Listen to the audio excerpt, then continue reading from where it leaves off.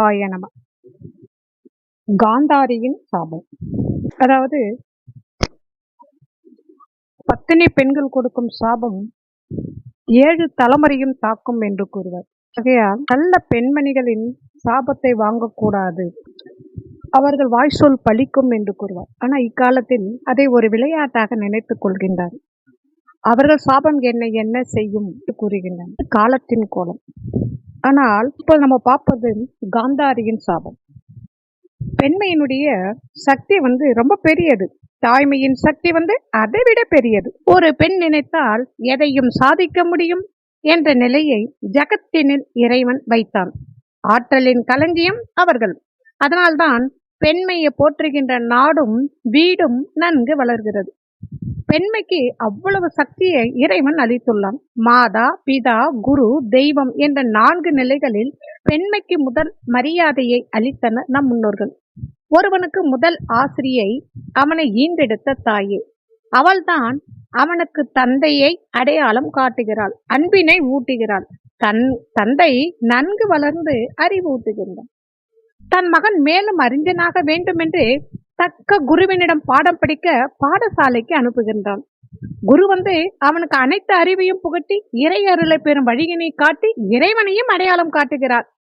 இறை அருளை பெற நினைப்பவன் நீதி நெறிமுறைகளை வழுவாமல் தர்மத்தின் பால் பற்றுள்ளனாக இருக்க வேண்டும். ஆக அனைத்திற்கும் அடிப்படை அம்மாதான். அவளை மதிக்க வேண்டும், துதிக்க வேண்டும். ஒருவனது முன்னேற்றத்திற்கு உதவியாகவும் உற்ற துணையாகவும் முன்னேற்றம் அடைந்ததை கண்டு மகிழ்கின்ற முதல் ஜீவன் தாய்தான். ஒவ்வொருவனுக்கும் கண்கண்ட தெய்வம் அவனது தாய் தந்தையரே. பார்வையாலேயே நம்மை உணர்ந்து நாளும் சுமக்கின்ற பாச களஞ்சியம் தாய். ஞானம் தனிலே நல்லறிவூட்டும் ஞான பானும் தாய்தான். நம் கவலை என்னும் மன இருளை போக்குகின்ற கலங்கர விளக்கம் தாய்தான். நாம் சிறு துளி உயர்வு அடைந்தாலே அதை பெருங்கடல் அளவுக்கு எண்ணி மகிழ்வதும் அந்த தாய்தான். தாயின் திருவடிகளை தொழுது வந்தாலே புண்ணிய சேஸ்திரங்கள் எதற்கும் செல்ல தேவையில்லை. அவளை கோத்திரம் செய்து காத்து வந்தாலே எந்த கோத்திரமாக இருந்தாலும் சொர்க்கம் நிச்சயம், வாழ்க்கையும் சுகமாகுமா. இந்த சூத்திரத்தை உணர்ந்து நாளும் கடைபிடிப்பவருக்கு சாத்திரங்கள் எதுவும் தேவையில்லை. நமது வாழ்க்கையின் நேத்திரமாய் விளங்குவதும் தாய்தான். நாம் நல்ல பாத்திரங்களாக ஆவதும் தாயால் தான். அவள் தன் பிள்ளை உடலில் கூடு கட்டி குடியிருக்கின்றாள். பிள்ளை பெரியவனாகி அவனுக்கு ஒரு பிள்ளை பிறந்தாலும் அவளது அன்பிலேயே குறை இருக்காது. அப்போதுதான் அவன் அவளின் குழந்தைதான். விருந்தை பிள்ளைக்கு ஈட்டு விஷத்தை தான் மட்டும் உண்ணுகின்ற மகத்தான தெய்வம் அவள். பேரின்பம் அமுதம் அவள். தூய்மையிலும் தூய்மை அவள். அனைவருக்கும் வாழ்வழிக்கின்ற வள்ளல் அவள். மணலை உணவாய் மகிழ்வுடன் சமைத்து தந்த குணவதி வாழ்ந்த பூமி இது. தீயினை கூட தீய வைத்த தாய் அவள் வாழ்ந்த பூமி இது. தெய்வத்தைக்கு கூட சேய ஆக்கி மெய் அமுதிட்ட மாதரிசி வாழ்ந்த பூமி இது. சூரியனை கூட கட்டி வைத்த காரிகை வாழ்ந்த பூமி இது. கொண்டவன் மனதின் குறிப்பறிந்து தொண்டுகள் செய்த தூயவள் வாழ்ந்த பூமி இது. ஞானிக்கு கூட ஞானத்தை தந்த ஞான தாய்மார்கள் வாழ்ந்த பூமி இது. அதனால்தான் பெண்களை அவர்கள் சிறியவர்களாய் இருந்தாலும் சரி, பெரியவர்களாக இருந்தாலும் சரி, ஆண்டி முதல் அரசன் வரையிலும் அம்மா என்றே அழைக்கின்றனர். அன்பு செலுத்துவதிலும் அள்ளி கொடுப்பதிலும் தாய்மார்களுக்கு ஈடு இணை யாருமே இல்லை. பெண்ணாக பிறந்தவர்கள் சில காலம் வரை தன் பெற்றோர்களை நம்பியும், பிறகு மனமானதும் தன் கணவனை நம்பியும், அதற்கு பிறகு வயதான காலத்தின் தன் மக்களை நம்பியும் வாழ வேண்டியிருக்கிறது.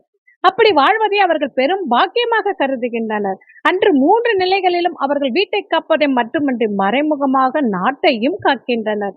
எத்தனையோ மகான்களையும் ஞானிகளையும் விஞ்ஞானிகளையும் கவிஞர்களையும் தலைவர்களையும் உலகினுக்கு தந்த தாய்மார்கள் என்று வணங்குதலுக்கும் போற்றுதலுக்கும் உரியவர்.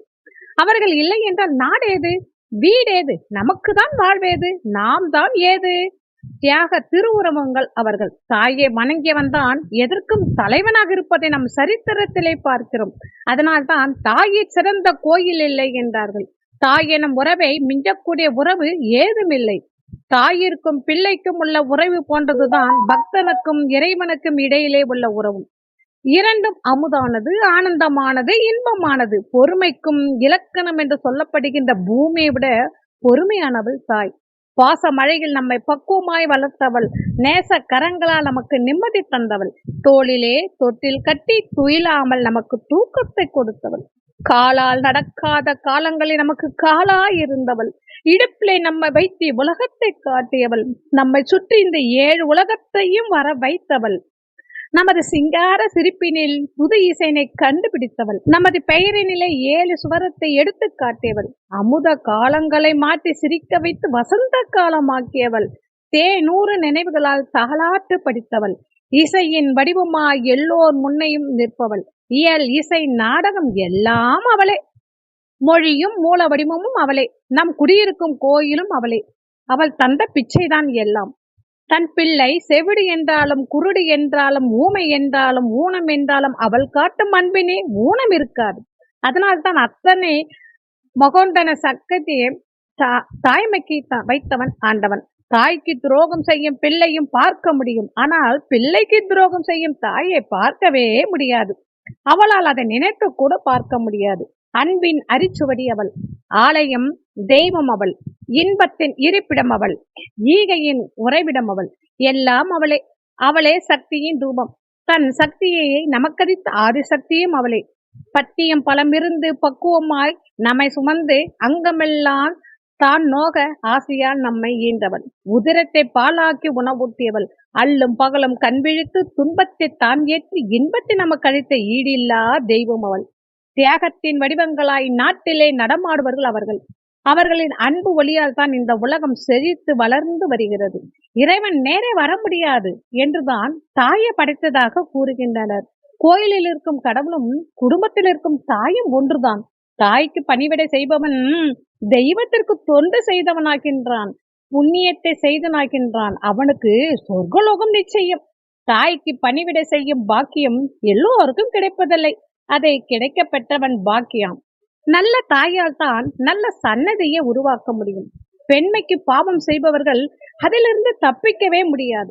அதனால் தான் பெண் பாவம் கொள்ளாததென்று பெரியவர்கள் சொல்வார்கள். அது நிழல் போல நம்மை தொடர்ந்து வரும். உலக இயக்கத்துக்கு அது மிக முக்கியமானது. இதனால்தான் பெண்மைக்கு அவ்வளவு சிறப்பையும் சக்தியும் இறைவன் வைத்தான். பத்தினி பெண்கள் சொன்னால் அது பலிக்கும். அதனால்தான் வாங்க கூடாதது பத்தினி பெண்களின் சாபம் என்றார்கள். கற்புக்கரசி கண்ணகி மதுரையை எரித்ததாக படித்திருக்கிறோமே. அவர்களின் கற்புக்கு அவ்வளவு ஆற்றலை வைத்தவன் ஆண்டவன். இயற்கையும் அவர்கள் உத்தரவை நிறைவேற்றியாக வேண்டும். அவர்கள் மனம் நொந்தால் மண்ணில் வாழ்வது அரிது. இன்னும் சிலர் தன் வயிறெறிய சொல்கிறேன், உனக்கு இது நடக்கும் என்று சொல்வது கேட்கிறோமே.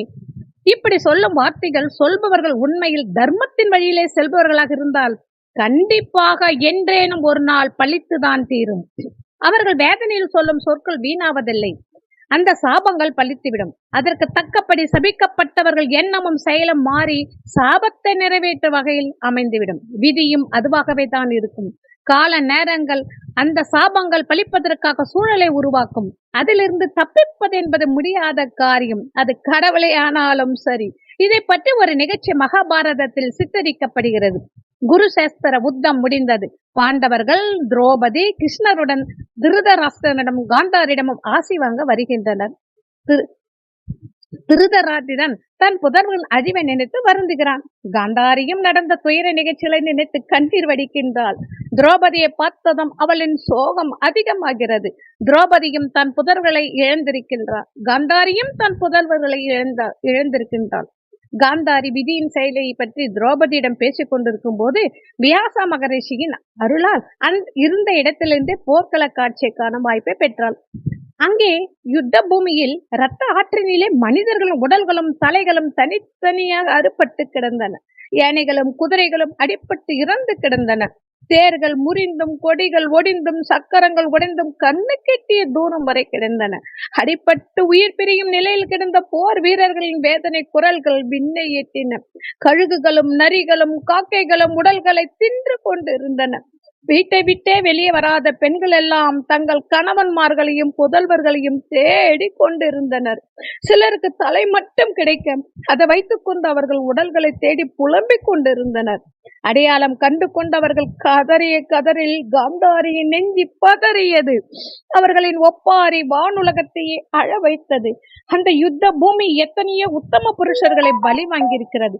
ஒருபுறம் அம்பு படுக்கையில் பிதாமகர் பீஷ்மர், ஒருபுறம் தலை அறுபட்டு கிடக்கும் ஒரு துரோணாச்சாரியார், மறுபுறம் தேர் சக்கரத்தின் அடியிலே மாவீரன் கர்ணன், இன்னும் ஒரு புறத்தில் அபிமன்யு துருபதன், இன்னும் மற்றொரு புறத்திலேயே துடையிலே அடைப்பட்டு கிடக்கும் கௌரவர்களின் படைத்தலைவன் துரியோதனன், காந்தாரியின் மூத்த மகன். இன்னும் இன்னும் எத்தனையோ கோர காட்சிகள். இது எல்லாம் பார்க்க பார்க்க காந்தாரிக்கு சோகம் அதிகமாகியது. சிறிது நேரத்திலே அது கோபமாக உருவெடுத்தது. அவள் அருகில் இருந்த கிருஷ்ணனை பார்த்து, நீதான் இதற்கெல்லாம் மூல காரணம், நீதான் இந்த சூத்திரதாரி, நீ நாசத்தை விரும்பினாய், நீதான் என் குலம் அழிய திட்டம் தீட்டி அழித்தாய், அதற்குரிய பலனை நீ அனுபவித்துதான் தீர வேண்டும். நான் என் கணவருக்கு மனதார பணிபுரிந்தது உண்மையானால், பதி பக்தியின் மூலமாக நான் தவ பயனை அடைந்தது உண்மையானால், நான் உனக்கு கொடுக்கும் சாபம் பலிக்கட்டும் என்று பேசத் துவங்கினாள். இந்த மாபெரும் யுத்தத்தை நீ விரும்பியதாலும் பெரும் நாசத்தை உண்டாக்க திட்டமிட்டதாலும் உன்னுடைய குலத்தை நீயே அழிக்க கடவாய். இன்றிலிருந்து 36 ஆண்டு ஆனவுடன் நீயும் உனது குலத்தவர்களும் கொல்லப்படட்டும். சுற்றத்தார்கள் யாருமின்றி அனாதியாக நித்திக்கப்பட்டவனாகவும் நீ நாசத்தை அடைவாய். இந்த போர் பூமியில் கதறி எழும் என் குலப்பெண்களைப் போல உன் குலப்பெண்களும் பரிதவித்து கதறட்டும். மாறாத எனது பதி பக்தியின் மீது ஆணையிட்டு உன்னை நான் சபிக்கின்றேன் என்றாள். கிருஷ்ணனும், தேவி, நீ சபித்தது நடக்கத்தான் போகிறது, இதையும் நான் அறிகிறேன் என்றான். எப்படியோ பத்தினி பெண்களின் சாபம் பலிக்கிறது. நேற்று இன்றல்ல, என்றைக்கும் பொருந்துகின்ற விஷயம் இது. இயற்கை அவர்களுக்கு அளித்த மகத்தான வரப்பிரசாதம் அது. திருச்சிற்றம்பலம்.